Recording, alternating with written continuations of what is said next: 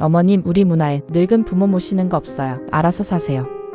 그 말이 제 귓가를 때렸을 때 저는 숨이 막혀왔습니다. 시어머니에게 그런 말을 아무렇지 않게 내뱉는 며느리를 상상해 보신 적 있으신가요? 저는 올해 63, 이름은 박정숙입니다. 남편을 병으로 떠나보낸 지도 벌써 15년. 홀로 아들 민석 하나 바라보며 살아왔습니다. 민석은 늦은 나이에 외국 유학을 다녀왔고 그곳에서 소피아라는 여자를 만나 결혼하겠다며 데려왔습니다. 처음엔 놀랐습니다. 시골에 사는 제게 외국인 며느리라니 감히 상상조차 못했던 일이었죠. 하지만 아들이 좋다는데 제가 반대할 이유는 없었습니다. 게다가 소피아는 첫 만남에서 제 손을 꼭 잡고 말했습니다. 어머님, 저희 나라에서는 시어머니가 두 번째 엄마라고 해요. 저도 그렇게 생각하고 싶어요. 그 말이 얼마나 고마웠던지요. 그래, 말이 통하면 국적이 무슨 상관이겠나. 안도했습니다. 결혼식은 소박했지만 따뜻했습니다. 동네 사람들은 수군거렸습니다. 외국 며느리라니 별일이네. 저는 못 들은 척했지만 마음은 불안했죠. 그래도 아들이 환하게 웃으며 제 손을 꼭 잡던 모습에 이 아이가 행복하다면 됐다 싶었습니다. 혼인 초반엔 모든 게 순조로웠습니다. 소피아는 된장찌개를 배우겠다며 제 옆에 서곤 했습니다. 어머님, 간이 맞나요? 라며 웃는 모습이 귀엽기까지 했습니다. 저도 기꺼이 가르쳐주며 마음을 열었죠. 그렇게 웃으며 지내던 날들이 분명히 있었습니다. 그러나 그 행복은 오래가지 않았습니다. 결혼 초반엔 웃음이 많았습니다. 소피아는 된장찌개 맛을 보며 어머님, 간이 맞아요? 하고 묻곤 했죠. 저는 괜스레 흐뭇했습니다. 그런데 첫 명절이 찾아오자 분위기가 바뀌었습니다. 소피아야, 이번 설에 큰 집 가야 해. 제가 말하자 그녀는 고개를 저었습니다. 저는 제사 안 해요. 죽은 사람은 하늘에 있잖아요. 우리나라엔 그런 의식 없어요. 처음엔 문화 차이려니 이해하려 했습니다. 하지만 민석까지 거들며 엄마, 간단히 하자. 소피아도 힘들잖아. 라고 했을 때 마음이 싸늘해졌습니다. 그 후에도 소소한 갈등이 잦아졌습니다. 아이가 태어나면 시어머니가 돌봐주는 게 당연하다 여겼지만 소피아는 우리 문화는 아이는 부모가 키우는 거예요. 시부모 도움 안 받아요. 라고 했습니다. 그 말에 씁쓸했지만 꾹 참았습니다. 그러나 무릎에 파스를 붙이고 있던 어느 날 소피아가 제게 말했습니다.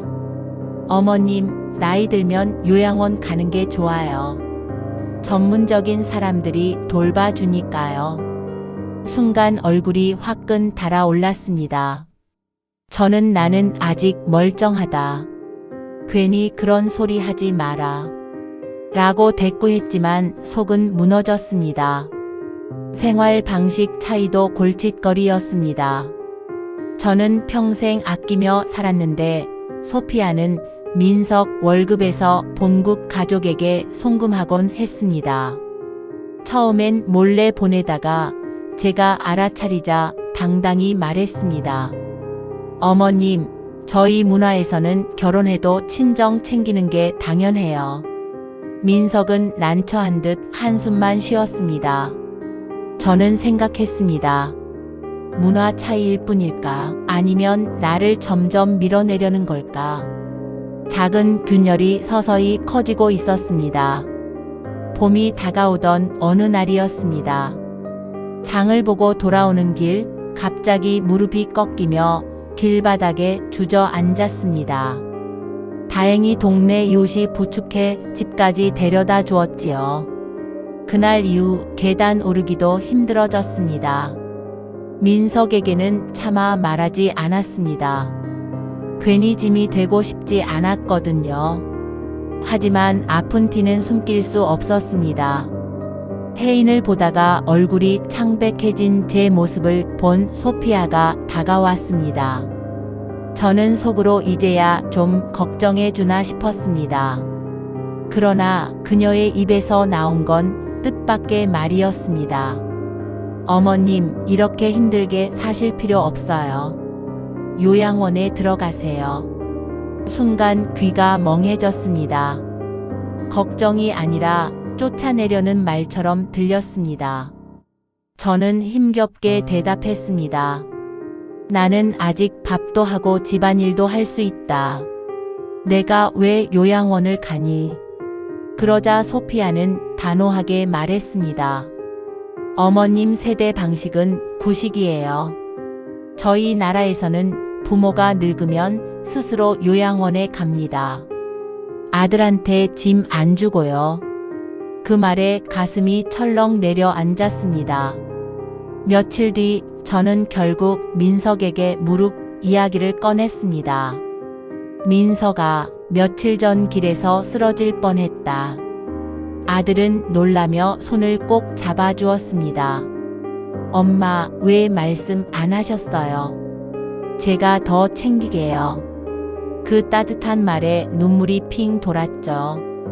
하지만 그 순간 옆에서 듣던 소피아가 말했습니다. 민석, 그래서 제가 말했잖아요.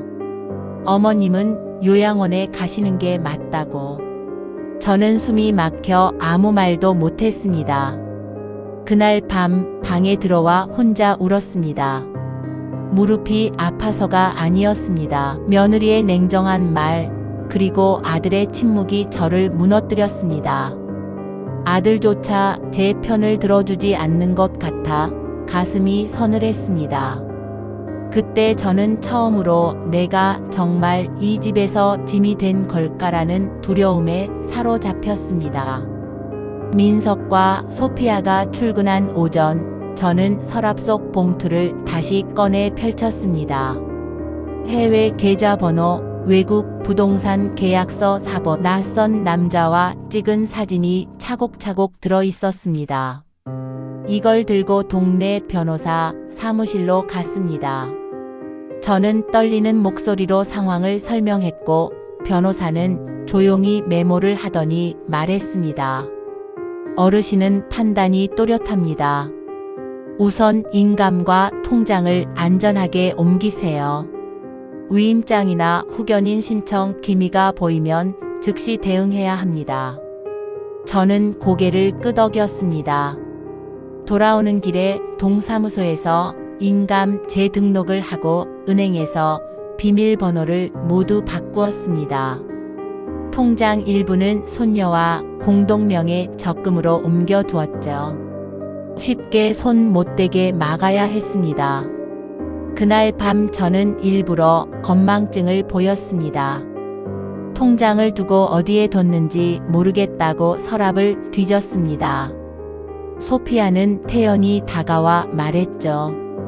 어머님은 이젠 제가 관리해드려야 해요.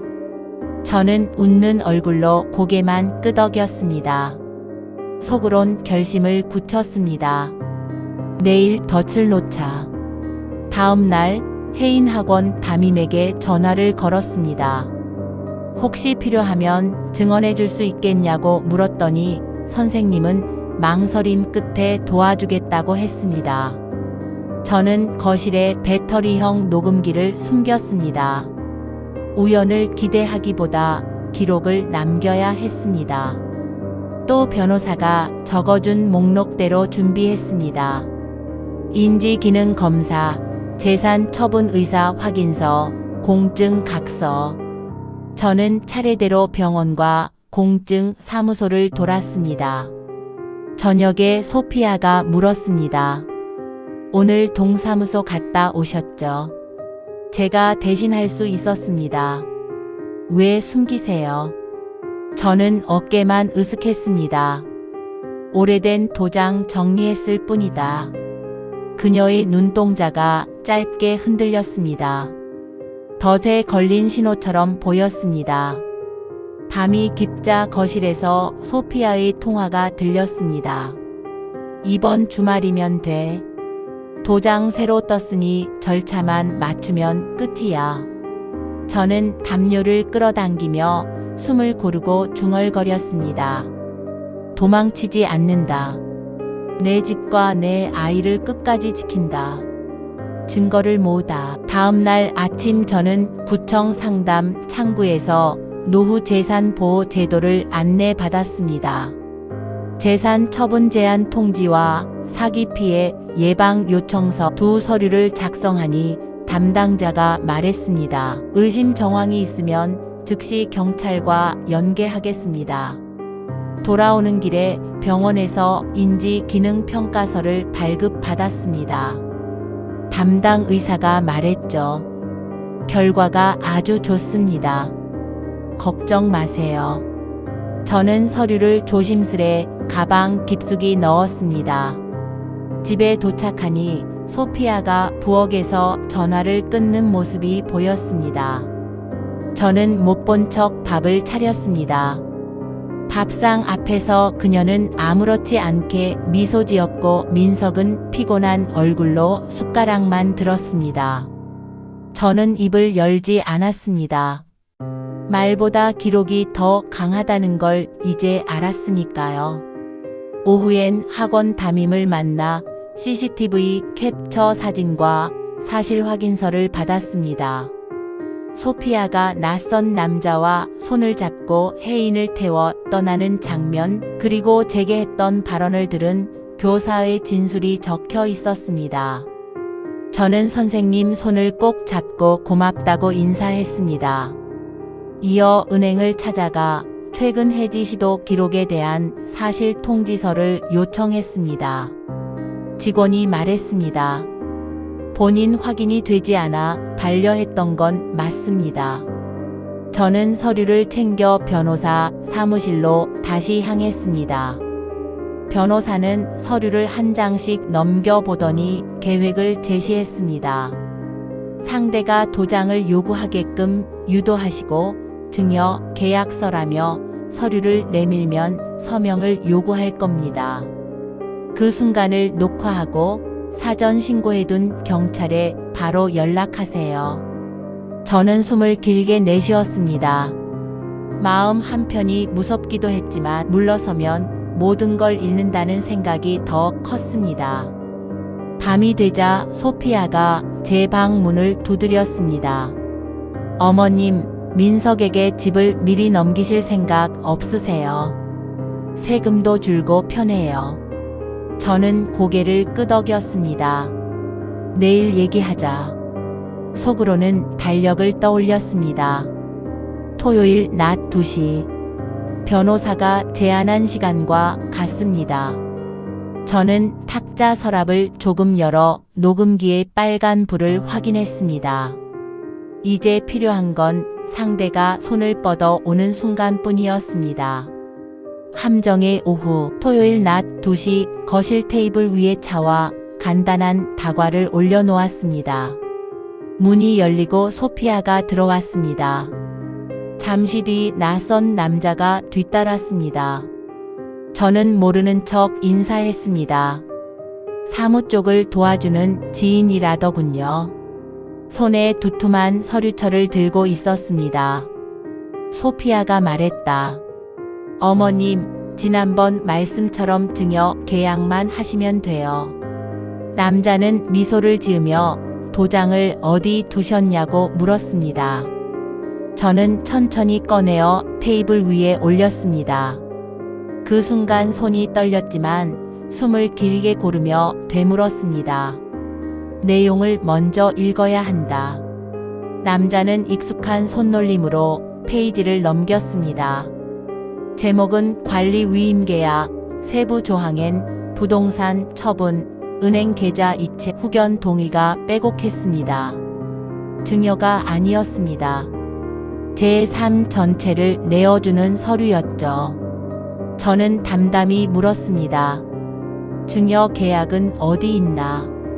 남자가 멈칫하더니 곧 다시 미소를 지었습니다. 서명부터 하시고 나중에 정리해도 됩니다. 그 말이 끝나는 순간 저는 테이블 아래 휴대전화의 단축 번호를 눌렀습니다. 사전에 신고해둔 경찰 연결이었고 동시에 옆방 문이 열리며 변호사가 들어왔습니다. 뒤이어 구청 직원과 동네 지구대 인원이 함께 따라 들어왔습니다. 거실 공기가 얼어붙었습니다. 저는 조용히 말을 이었습니다. 이 자리는 증여가 아니라 사기였습니다. 여기 녹음과 CCTV 그리고 은행 통지서가 있습니다. 남자가 자리에서 일어나려 하자 경찰이 제지했습니다. 소피아가 급히 말했습니다. 오해하여. 어머님이 혼자선 판단이 어려우셔서 도와드리려던 거예요. 저는 가방에서 꺼낸 인지 기능 평가서를 책상에 올렸습니다. 저는 또렷합니다. 그리고 당신들의 말도 또렷이 녹음했습니다. 민석이 현관에 도착했을 때는 이미 상황이 끝나가고 있었습니다. 아들은 서류를 보고 얼굴이 하얘졌습니다. 저는 아들의 손을 가만히 잡았습니다. 이제 괜찮다. 네가 흔들리면 안 된다. 소피아는 끝까지 소리쳤습니다. 당신들 문화가 이상한 거예요. 부모는 스스로 살아야 한다. 그 말에 저는 차분히 대답했습니다. 그래, 문화가 다를 수 있다. 하지만 그 다름을 빌미로 남의 삶을 훔칠 순 없다. 경찰은 남자를 현행범으로 연행했고 소피아에겐 동조와 미수 혐의가 적용될 수 있다고 설명했습니다. 저는 테이블 위 도장을 조용히 챙겨 주머니에 넣었습니다. 복수는 소리치며 이루어지지 않았습니다. 기록과 절차, 그리고 침착함으로 완성됐습니다. 이제 마지막 걸음만 남았습니다. 복수의 끝, 새로운 시작. 수사는 빠르게 진행됐습니다. 남자의 휴대전화에서 집 처분 계획이 담긴 메시지들이 나왔고 소피아가 보낸 송금 내역과 일정표가 연결되었습니다.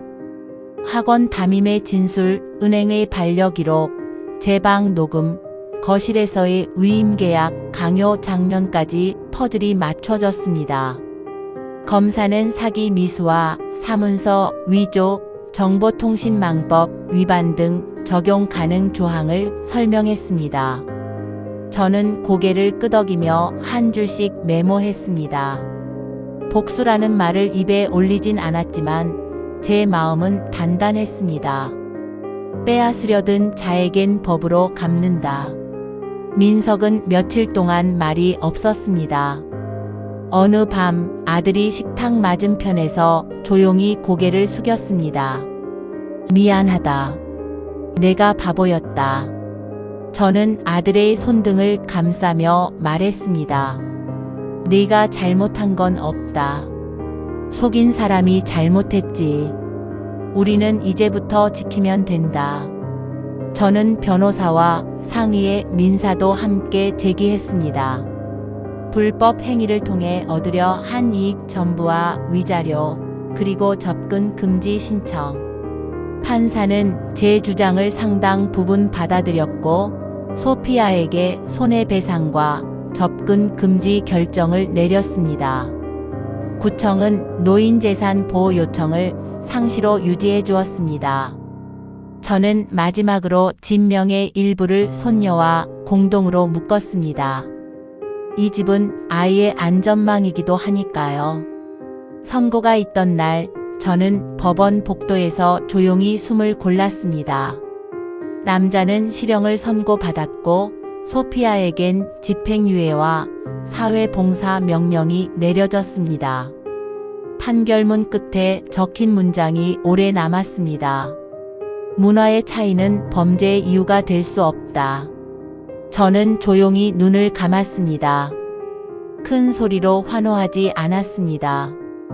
다만 제 안에서 흔들리던 공포가 서서히 가라앉았습니다. 집으로 돌아오니 혜인이 현관까지 달려 나왔습니다. 할머니, 오늘은 호떡해요. 저는 웃으며 고개를 끄덕였습니다. 밀가루 반죽을 치대는 동안 창밖 노을이 천천히 기울었습니다. 민석이 설거지를 돕다가 조심스레 말했습니다. 엄마, 이제 우리가 지킬게. 저는 대답했습니다. 이미 잘하고 있다. 앞으로도 서로 지키자. 가끔 저는 묻습니다. 복수란 결국 무엇이었을까? 상대를 무너뜨리는 것만이 아니라 내가 지켜야 할 것을 끝내 지켜내는 일. 저는 오늘도 현관 비밀번호를 확인하고 서류함을 정리합니다. 그리고 손녀의 머리를 쓰다듬습니다. 너의 집은 안전하다고, 너의 가족은 흔들리지 않는다고. 그 밤 잠들기 전 거울 앞에서 저는 오래 바라보았습니다. 늙은 부모는 스스로 살아야 한다는 말이 귓가를 스쳤습니다. 맞습니다. 스스로 살아야 합니다. 다만 스스로를 지키는 법을 배운 부모라면 누구에게도 휘둘리지 않겠지요.